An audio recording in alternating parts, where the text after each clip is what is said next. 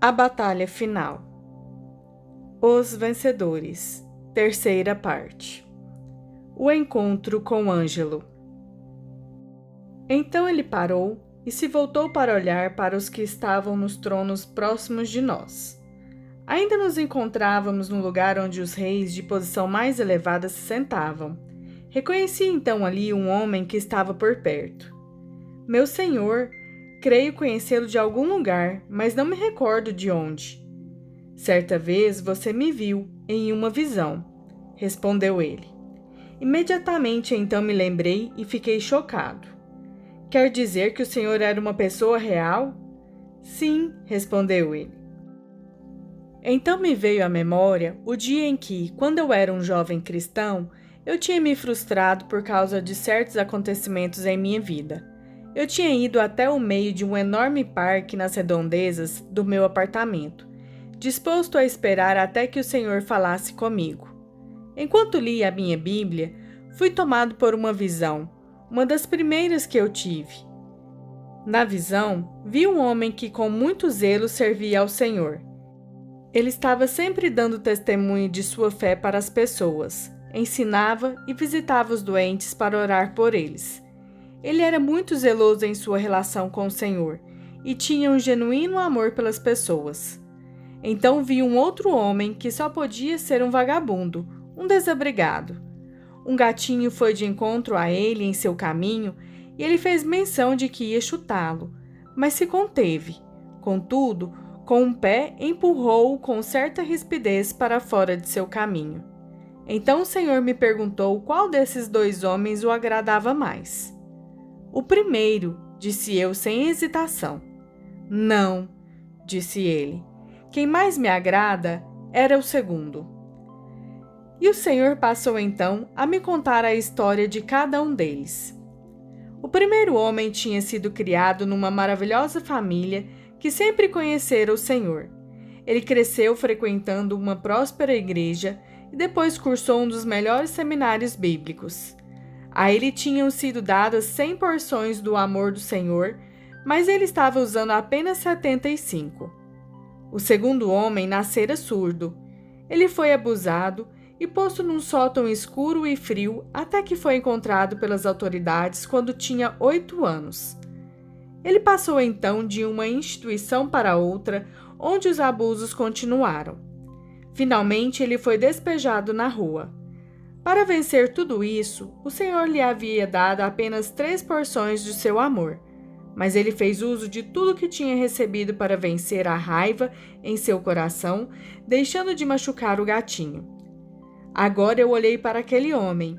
Ele era um rei assentado num trono muito mais glorioso do que até mesmo Salomão poderia ter imaginado. Hostes de anjos estavam de prontidão ao seu redor para fazer o que ele ordenasse. Me voltei para o Senhor em temor. Eu ainda não conseguia acreditar que ele era um homem real, e muito menos que era um dos grandes reis. Senhor, conte-me, eu te peço, o resto da história desse homem, supliquei. Pois não, é para isso que estamos aqui. Ângelo era tão fiel com um pouquinho que eu lhe havia dado, que lhe dei 3 porções adicionais de meu amor. Então ele as usou para deixar de furtar. Ele quase morreu de fome, mas se recusou a tomar qualquer coisa que não lhe pertencesse. Ele comprava o que comer com o dinheiro que ganhava pegando garrafas, e às vezes por encontrar alguém que lhe dava trabalho de jardinagem para fazer. Ele não ouvia, mas tinha aprendido a ler, e assim lhe enviei um folheto evangelístico. Quando leu, o Espírito abriu seu coração e ele me deu a sua vida. De novo dobrei as porções do meu amor e finalmente ele as usou todas. Ele se dispôs a me compartilhar com outras pessoas, mas ele não falava. Muito embora vivesse em tal estado de pobreza, passou a gastar mais da metade do que ele ganhava com folhetos evangelísticos que ele distribuía pelas esquinas.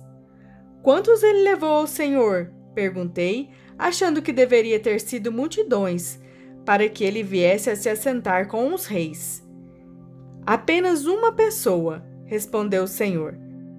Para encorajá-lo, permiti que ele me levasse um alcoólatra que estava morrendo. Isso o incentivou tanto que ele teria permanecido naquela esquina por muitos anos mais, apenas para levar mais uma alma ao arrependimento.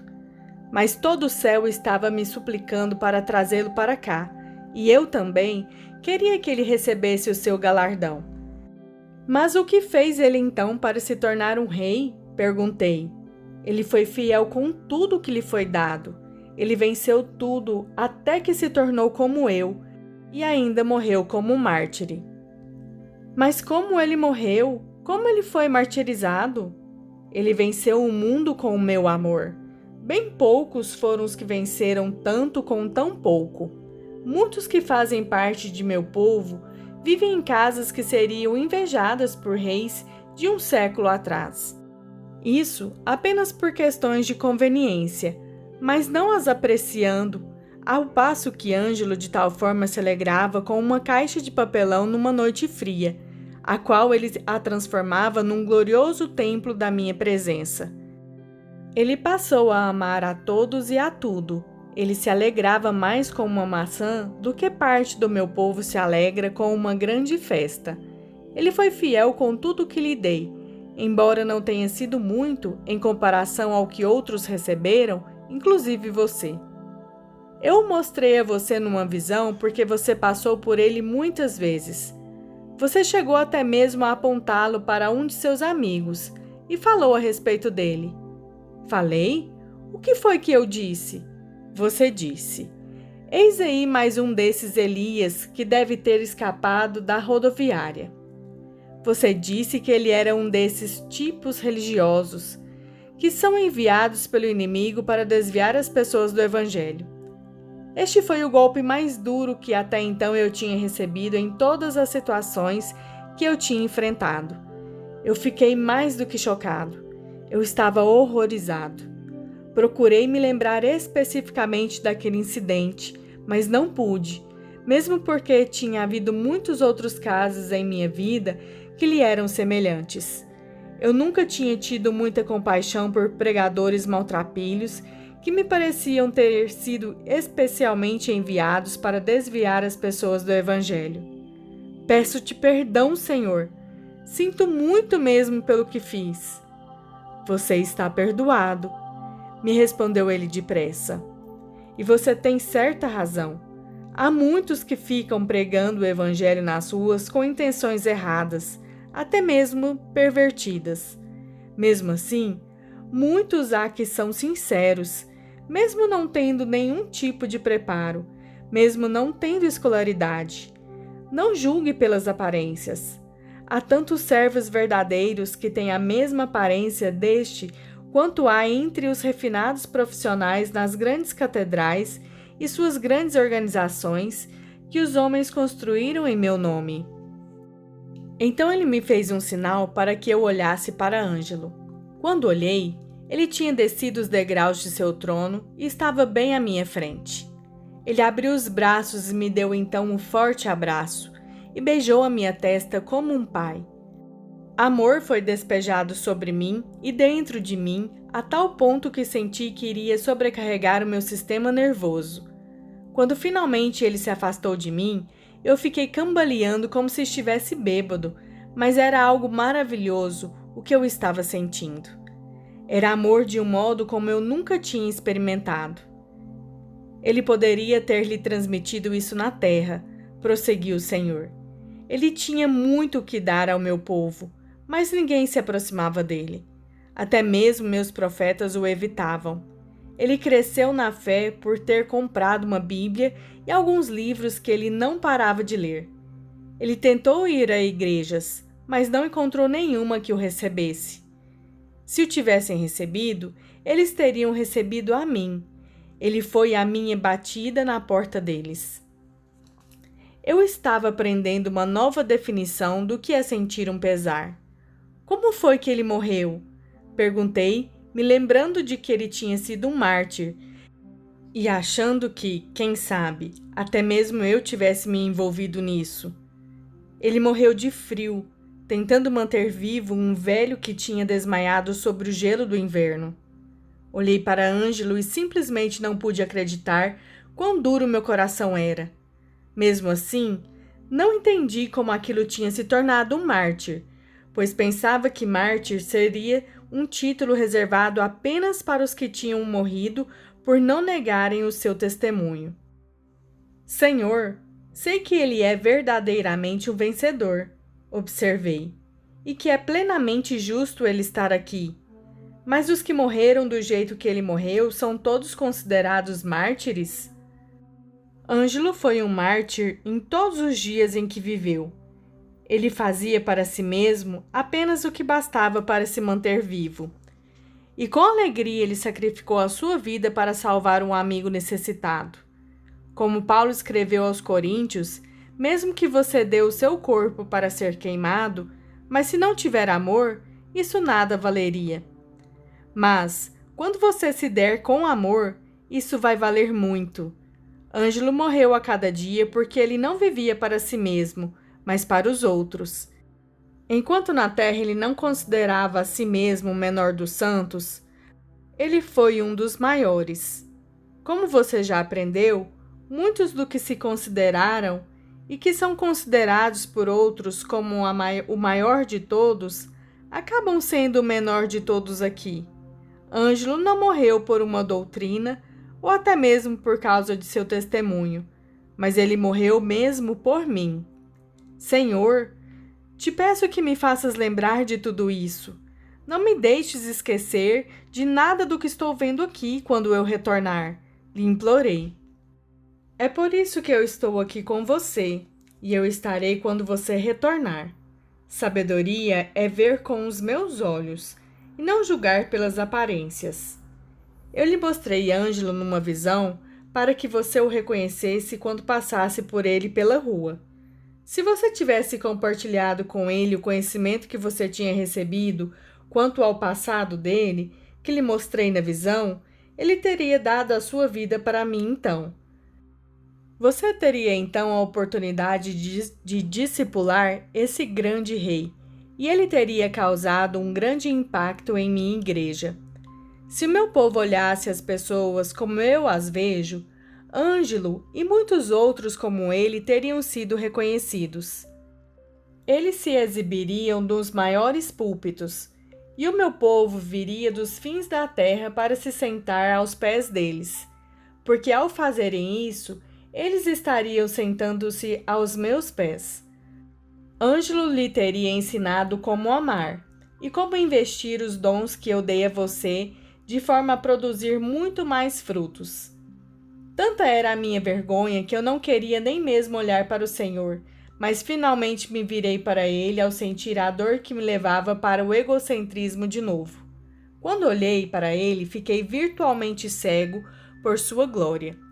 Levou algum tempo, mas gradualmente meus olhos se ajustaram de modo que pude vê-lo. Lembre-se de que você foi perdoado, disse ele. Não estou lhe mostrando tudo isso para condená-lo, mas para lhe ensinar. Se lembre sempre de que a compaixão removerá os véus da sua alma mais rapidamente do que qualquer outra coisa. Quando começamos a caminhar de novo, foi Ângelo quem falou. Por favor, lembre-se dos meus amigos, os desabrigados. Muitos deles amarão ao nosso Senhor se forem alcançados por alguém. Suas palavras tinham tanto poder em si mesmas que eu fui compelido a responder, e assim disse que sim, com a minha cabeça. Eu sabia que aquelas palavras eram um decreto de um grande rei e de um grande amigo do Rei dos Reis. Senhor, me ajudará a socorrer os desabrigados?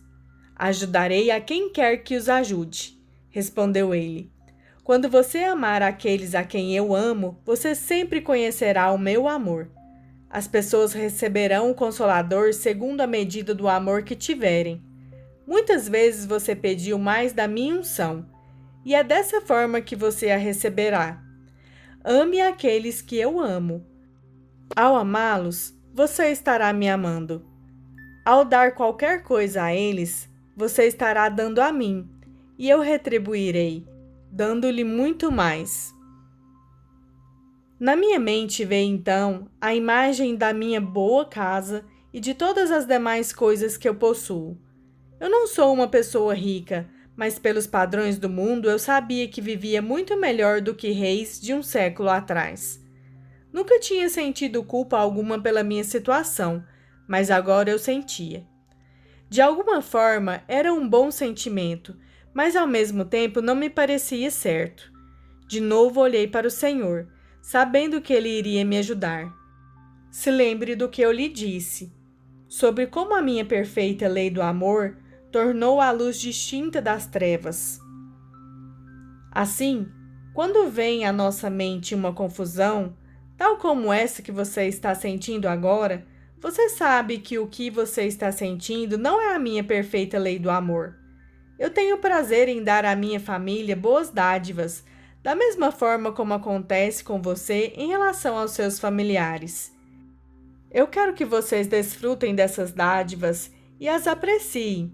Vocês apenas não deverão adorá-las, mas compartilhem essas dádivas com os outros, liberalmente, quando eu os chamar a fazer isso. Eu poderia acenar a minha mão e remover instantaneamente toda a pobreza da terra. Haverá um dia de acerto de contas, quando as montanhas e os lugares elevados serão postos para baixo, e os pobres e oprimidos serão levantados. Eu devo fazê-lo. A compaixão humana é tão contrária a mim como é a opressão humana. A compaixão humana é usada como um substituto ao poder da cruz. Não chamei vocês para o sacrifício, mas para a obediência.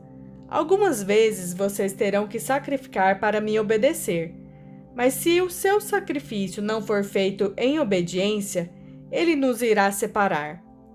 O Senhor continuou, voltando-se para mim. Você se sente culpado por causa do modo com que erradamente julgou e tratou este grande rei, quando ele era um servo meu na terra. A ninguém vocês devem julgar, sem primeiro me consultar. Você deixou de ter muitos encontros que eu tinha preparado para você, não pode nem imaginar quantos, simplesmente porque não foi sensível à minha voz. Entretanto, não lhe mostrei tudo isso para fazer com que você se sinta culpado, mas para levá-lo ao arrependimento, para que assim, daqui para frente, não mais os ignore. Se você reagir fazendo coisas para recompensar a sua culpa, isso é uma afronta à minha cruz.